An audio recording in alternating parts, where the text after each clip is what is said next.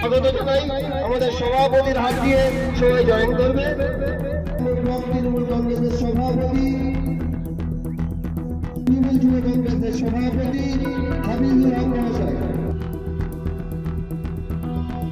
আমরা স্বাগত জানাবো।